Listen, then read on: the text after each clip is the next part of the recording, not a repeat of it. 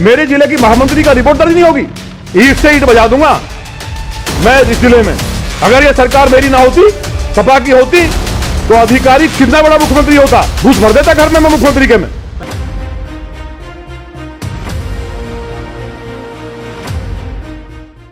मुख्यमंत्री के घर में घुस भर देते, ये बात कोई विपक्षी विधायक नहीं बल्कि बीजेपी का ही एक विधायक कह रहा है अपने ही मुख्यमंत्री के खिलाफ।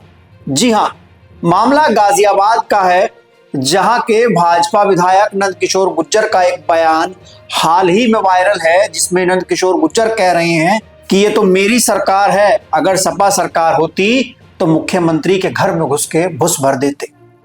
मतलब नंदकिशोर गुर्जर कहना चाह रहे हैं कि मैं पार्टी में हूं, इस वजह से लिहाज कर रहा हूं, मेरी पार्टी की सरकार है, वरना कोई और होता तो घर में घुस के घुस भर देते।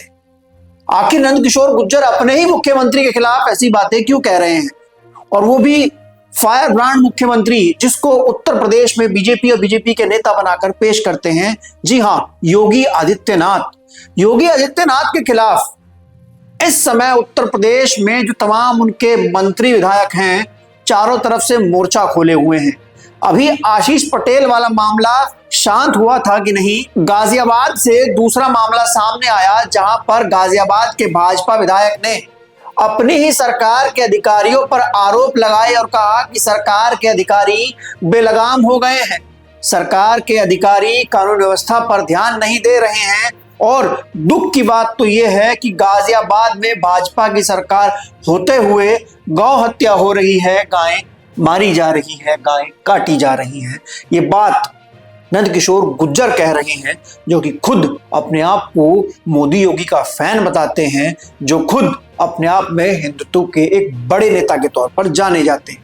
लेकिन ऐसा क्या हो रहा है उत्तर प्रदेश में कि तमाम जितने भी पिछड़े नेता हैं वो योगी आदित्यनाथ की लीडरशिप से खुश नहीं है। क्या योगी को हटाने का कोई बड़ा प्लान चल रहा है? क्या योगी आदित्यनाथ को साइडलाइन किया जा रहा है? ये लड़ाई वही है, दिल्ली और लखनऊ की लड़ाई। इस पूरे मामले पर उत्तर प्रदेश के पूर्व मुख्यमंत्री अखिलेश यादव भी बोलते हैं कि दो राजधानियों के बीच का संघर्ष है। अब देखिए आप कि दिल्ली में भाजपा सरकार, केंद्र में लखनऊ में भाजपा सरकार, ये किस तरीके का संघर्ष है?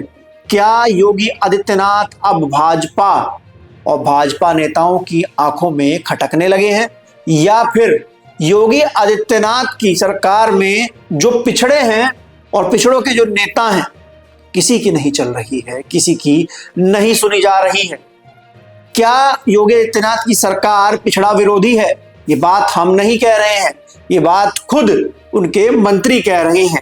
जिस तरीके से ओम प्रकाश राजभर हो, आशीष पटेल हो, नंदकिशोर गुर्जर हो, जिस तरीके से वह अपने ही मुख्यमंत्री के खिलाफ मोर्चा खोल रहे हैं और घुस भरने तक की बात कह रहे हैं, उससे साफ पता चलता है कि भाजपा में अधिकतर जितने भी भाजपा के नेता, विधायक, मंत्री, संगठन जो है वो योगी आदित्यनाथ के कामकाज से खुश नहीं है। अब इसका भविष्य में हम किस तरीके से देखते हैं? भविष्य में 2027 में चुनाव है, योगी आदित्यनाथ की साख दांव पर लगी है। 24 के चुनाव में जो हुआ वो सब ने देखा कि कैसे बीजेपी की अंदरूनी कलह की वजह से बीजेपी को उत्तर प्रदेश में मुंह की खानी पड़ी। उसके बाद फिर योगी आदित्यनाथ को हटाने के जो कास्क लग रहे थे वो सब ऐसे ही फुस हो गए, और सूत्रों से यह दावा किया गया कि योगी को मौका दिया है कि उपचुनाव में अपनी साख बचा ले, उपचुनाव को किसी भी तरह जीत कर दिखाए। योगी ने उपचुनाव को जीत कर दिखाया, अपनी दावेदारी मनवाई, अपना दम दिखाया। लेकिन अब ये नई चीज सामने आ गई है कि योगी आदित्यनाथ की लीडरशिप की वजह से जो उनके विधायक मंत्री परेशान हैं, जो पिछड़े नेता परेशान हैं, आमतौर पर देखा जाता है केशव प्रसाद मौर्य जो हैं वो अपने आप को मुख्यमंत्री पद का दावेदार मानते थे 2017 तक, लेकिन जिस तरीके से योगी आदित्यनाथ ने पैराशूट एंट्री मारी और उत्तर प्रदेश की सत्ता पर काबिज हो गए, उसके बाद से तमाम जो पिछड़े नेता हैं वो कहीं ना कहीं अपने आप को साइडलाइन महसूस करते हैं। बीजेपी जानती है कि पिछड़ों का वोट अगर गया तो कितना नुकसान हो सकता है, लेकिन शायद योगी इस बात को नहीं जानते और लगातार जो पिछड़े नेता हैं उनको नाराज कर रहे हैं।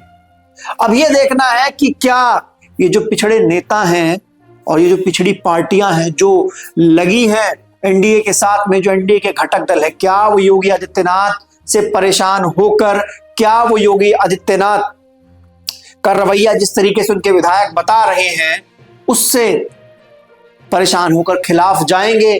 क्या गठबंधन टूटेगा? क्योंकि जो पिछड़ा समाज है, जो पिछड़ा वर्ग है, वो तो अभी उत्तर प्रदेश में कंफर्टेबल नहीं नजर आ रहा। और ये पहला मामला नहीं है।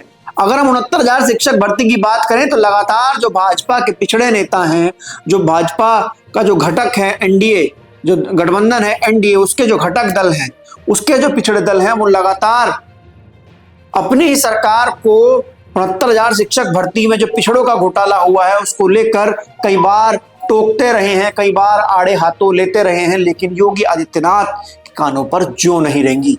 अब सवाल ये बनता है कि क्या योगी आदित्यनाथ की लीडरशिप उत्तर प्रदेश से खत्म हो रही है?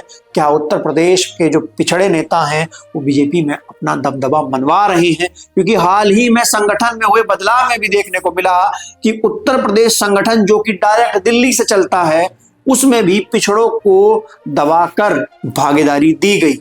आप इस पूरे मामले को लेकर क्या सोचते हैं? क्या उत्तर प्रदेश में योगी आदित्यनाथ के हिटलर शाही रवैये से उनके विधायक और मंत्री परेशान हैं? क्या लगता है आपको?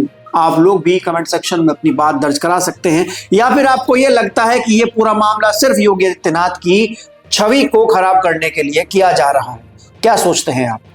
वीडियो अच्छा लगा हो तो लाइक कीजिए, शेयर कीजिए और चैनल को सब्सक्राइब करना ना भूलिए। तब तक के लिए चलते हैं, फिर मिलेंगे दूसरे वीडियो में। धन्यवाद, नमस्कार।